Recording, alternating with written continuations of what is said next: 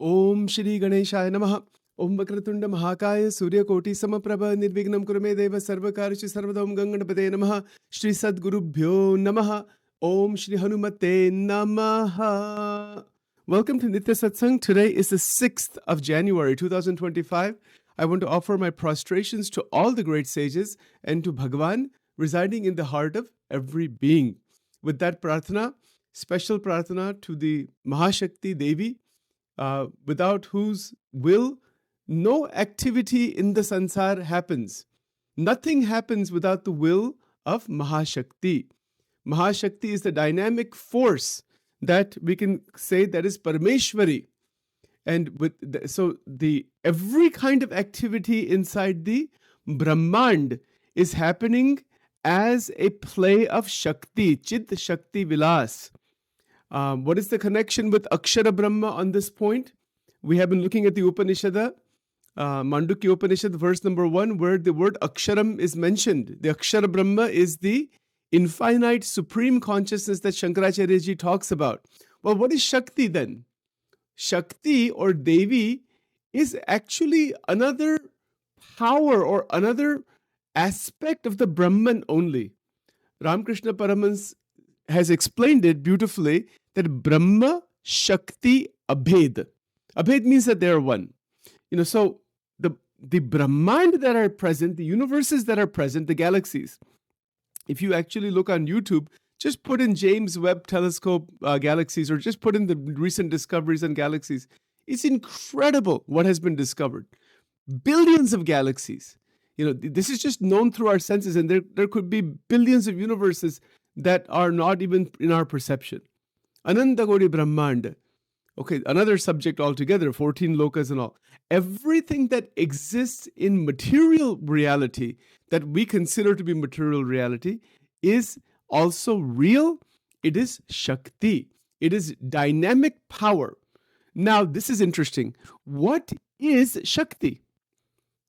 If we say, what is Shakti also the same as Akshara Brahma? Take, for example, the sun. The sun is, we say sun is very powerful, has energy, is energy. We can say sun has energy. We can also say sun, meaning Surya Narayan, is energy. Yeah, but what is energy? वो क्या है क्या from a tattva point of view? It is only Akshara Brahma. It's nothing else. It's only one tattva. Advait Vedanta is saying that there is only one. Do to hai hi nahi. There's no duality in the sense that there's two independent realities. No. Even in, let's say, Vishishtadvait and Swaminarayana Tattva Gnan, where there is, the Parabrahman is shown to be supreme, Brahman is in his position number 2, and everything else is underneath Brahman. Even in that, Parabrahman is one. There's not 2 Parabrahman, 3 Parabrahman. ऐसा नहीं है. भगवान जिसको हम कहते हैं, परमात्मा कहते हैं, परमेश्वरी कहते हैं, परब्रह्म कहते हैं, वो तो एक ही तत्व है. It's not multiplicity of gods. That is not the case. It is not polytheism. People misunderstand. Oh, you're worshipping so many gods in Hinduism. ऐसा नहीं है. बिल्कुल नहीं.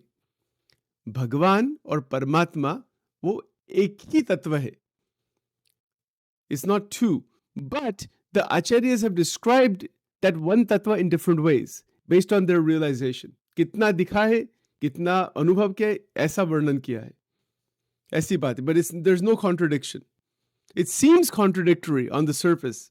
Different have described different ways. Upanishad says it beautifully. Ekam sat vipraha bahuda vadanti. सत्य तो एक ही. इसका वर्णन अनेक प्रकार के अनेक रीत से होता है.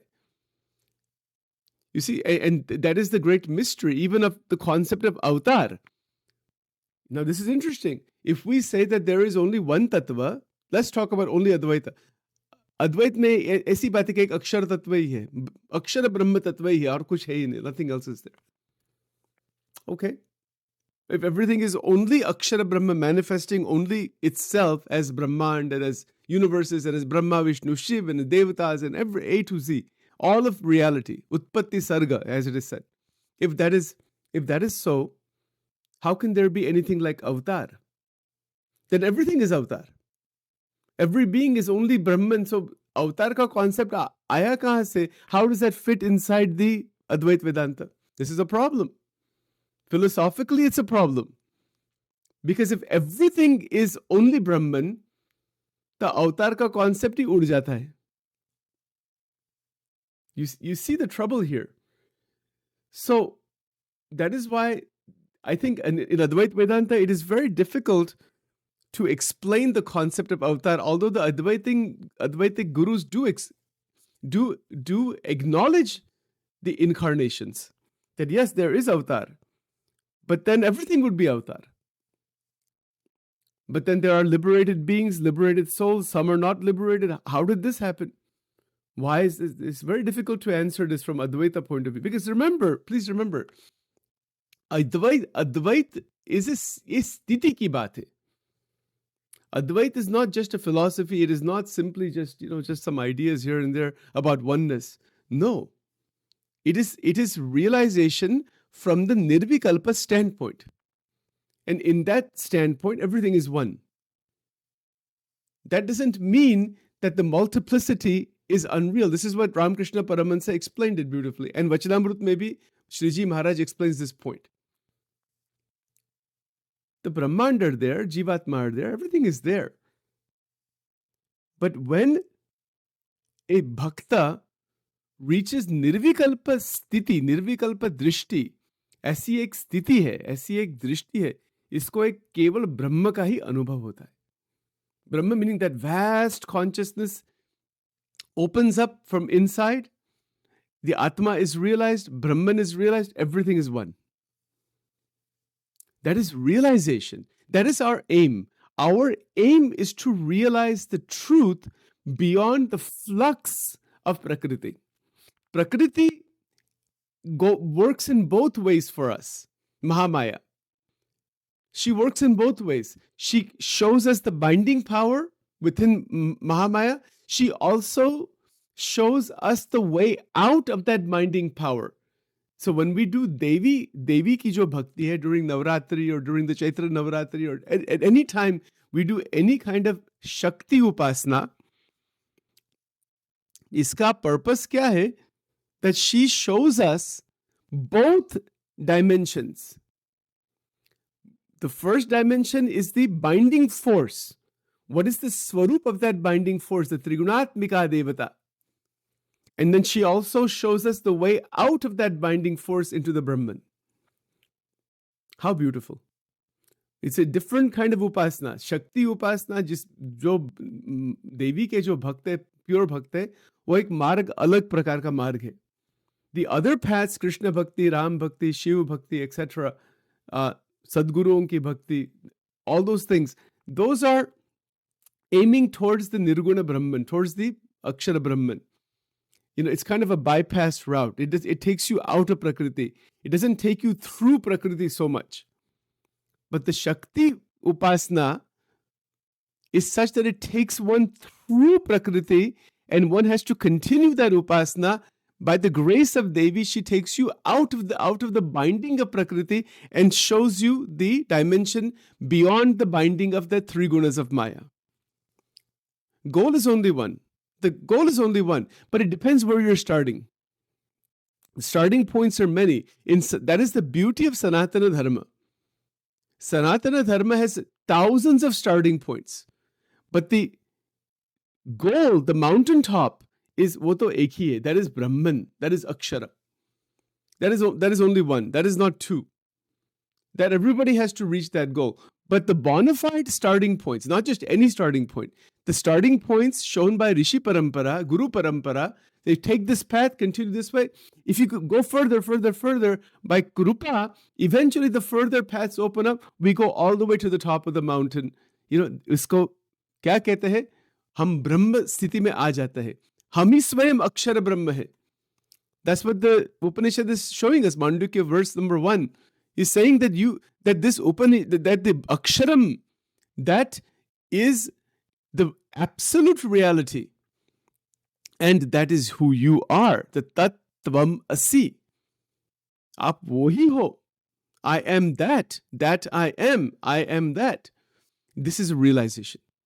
So it takes us into that beautiful realization by any starting point that is a bona fide, time-tested, revealed starting point through the minds of the Sadgurus. That is called Aptavakya. Shankaracharya ji, Ramanujacharya ji, Madhvacharya जी, निम्बार्काचार्य जी, कितने बड़े बड़े आचार्य हो गए. भगवान स्वामीनारायण के पूरा स्वामीनारायण संप्रदाय, the many devotional paths, Kabir ji हो गए, सूरदास जी हो गए, मीराबाई हो गई, right? So many are there. Devotional saints are there. Take any path in any direction. But if they are in the Vedic tradition, they are connected to the Vedas and the Upanishads in some way or another, that is a bona fide path. It will take one there. Then people will say, what about Buddhism, Jainism, etc.? Yes, you can go in that path also. Eventually, you will come to this also. Is realization तो एक ही बात है.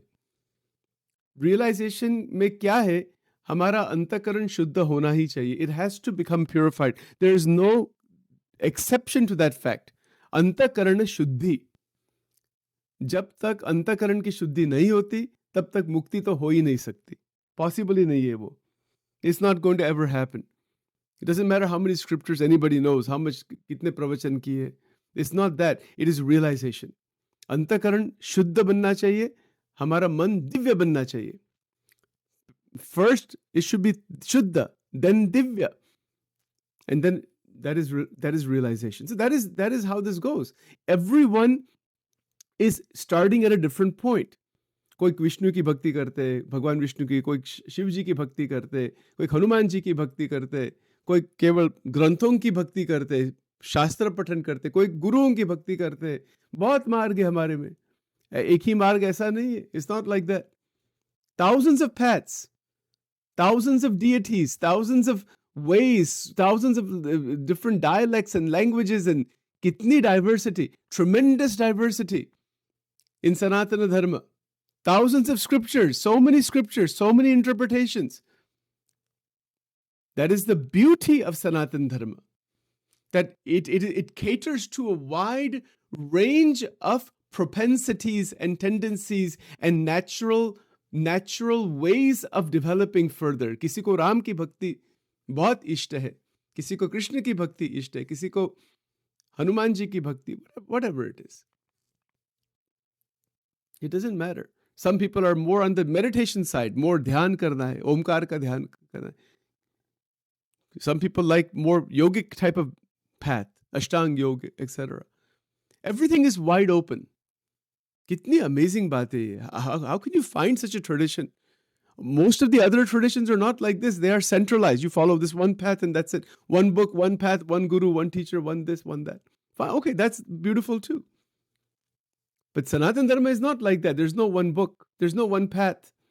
But there is one truth. There's no one book. There's no one path. There's no one guru. There's no one approach. But there is only one truth. Satyam param dhimahi. Bhagavatam कहता है. Satyam jnanam anantam brahma. Vedanta says this. Shankaracharya ji says, Satya or Asatya ka differentiation, make the separation. Satya एक ही है. Ekam Satya. Satya meaning that which is the reality, the actual reality. That is only one. That is not two different things. Love is one. Prem. Prem एक ही तत्व है. That is Shri Radha. Prem दो तत्व नहीं है. It's not like, okay, I love this person, but I don't love this person. That is not love.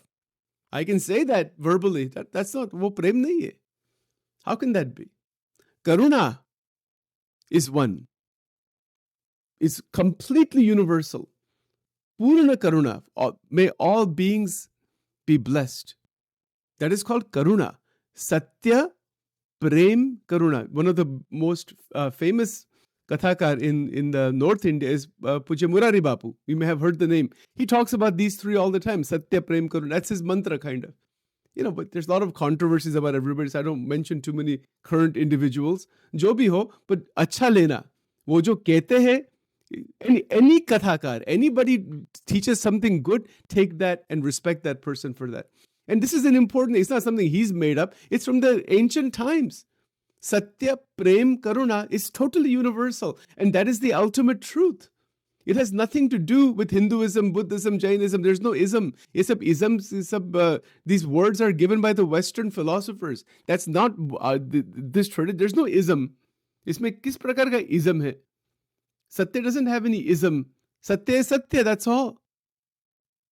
It's not a boundary around Satyam that we have Satya, somebody else doesn't have it. ऐसा है ही नहीं. It's a foolish idea. Upanishadic idea is ekam sat vipraha bahuda vadanti. This is the power of Upanishad, of Mandukya Upanishad, where it says Aksharam, that Aksharam Brahma Paramam, Bhagavad Gita chapter 8, Bhagwan Krishna is asked by Arjuna, what is Kim Tad Brahma Kim Adhyatma Kim Karma Purushottamaha? The Bhagwan Krishna answers the question Akshara Brahma Paramam. Again the same word comes, against the same answer comes, it is from the Upanishads. Because the infinite consciousness, the one reality without a second, the one without a second, that is Akshara Brahma. And once we move into that dimension through bhakti, through jnana, through any sadhana, there are thousands of sadhanas, but the goal is only one. If the sadhana is bona fide, I just want to clarify one more thing before we stop. Some people say all roads lead to the same place. In some sense, that is true if you are searching in a genuine way. If the search is real, eventually you'll get on the right road. But if the search is not real, no road is going to take us there. This is one point. Also, whatever path, marga, is shown by the gurus, it should be a time-tested, bona fide path that you can walk on based on their own realization. That is what is called sampradaya. People misunderstand the sampradaya is groupism and all. That's not sampradaya. Sampradaya means it is a time-tested path by the enlightened master who has gone in that path, shown that path, realized the truth from that path, and then thousands of people can walk that path. By grace, the Guru has, or Satpurush has shown that this path I have taken, and you can also take this path. It is a bona fide path. That is called Sampradaya. Because it is a transmission of Anubhav from Guru to Shishya, Guru to Shishya, Guru to Shishya. Sikh tradition, Sikhism is a Sampradaya. Jaina tradition is a Sampradaya. Vaishnava tradition is a Sampradaya. These are Sampradayas. Swaminarayan tradition is a Sampradaya. Advaita tradition is a Sampradaya. You see, so Bhagwan Ram ki jo bhakti hai, Ramcharitmanas, it's a Sampradaya. Sampradaya means it is a particular path through scripture, guru, sant, etc. to reach that Brahman. Because that path has been walked by so many in the past, and the person who started that was fully enlightened, and it is by the grace of God, by the command of God, that the sampradaya is established. It is not established because of ahankar, ego, or just to get people into some groupism. No, that is not the concept of sampradaya. People misunderstand this also. See, all of these ideas are interconnected into the realization of Akshara Brahma. Hamara goal kya hai? That we are Brahman. We want to realize this. We don't want to just say it. We can say it and talk about it. We want to realize it, that this is who I am. Shivoham, Shivoham, Chidananda Rupam, Shivoham, Shivoham. As Shankaracharya ji mentioned beautifully inside the sutra, from Jeev to Shiv. That is who we are. And in that state, we have Parabhakti. So these are the beautiful ideas of Akshara Brahma in the Mandukya Upanishad. We will continue on this path to unravel this even a bit further. Let's stop here for today. Lots of prayers for everyone's success ahead so that we can gain wisdom, knowledge, understanding, bhakti, daya, karuna, satya, prem, karuna, wonderful saintly qualities. They open inside of us. That is our goal. Saintly qualities are not by clothes, not by malas, not by tilaks, not by anything. Those are external garbs only. But the internal quality, that is the actual goal. So keeping that in mind, let's do the closing mantra. ओम ध्यानमूलं गुरोर्मूर्ति मंत्रमूलं गुरोर्वाक्यं पूजामूलं गुरोर्पदं मोक्षमूलं गुरोर्कृपा तमेव माता च पिता तमेव बन्धुश्च सखा तमेव विद्या द्रविणं तमेव सर्वं मम देवदेव। ओम दिव्यलिंगाय नमः, ऊर्ध्वलिंगाय नमः, आनंदलिंगाय नमः, द्वादश ज्योतिर्लिंगाय नमो नमः। ओम कालकंटकटाय नमः, ओम चंद्राय नमः, सूर्याय नमः, नक्षत्र विग्रहमते नमः। ओम नमः शिवाय नमः शिवाय नमः शिवाय। ओम ऐं ह्रीं क्लीं चामुंडाय विच्चे स्वाहा। ओम दुर्गे दुर्गे रक्षिणी ठ स्वाहा। ओम श्री दुर्गार्पणमस्तु। ओम श्री राधा कृष्णार्पणमस्तु। ह्रीं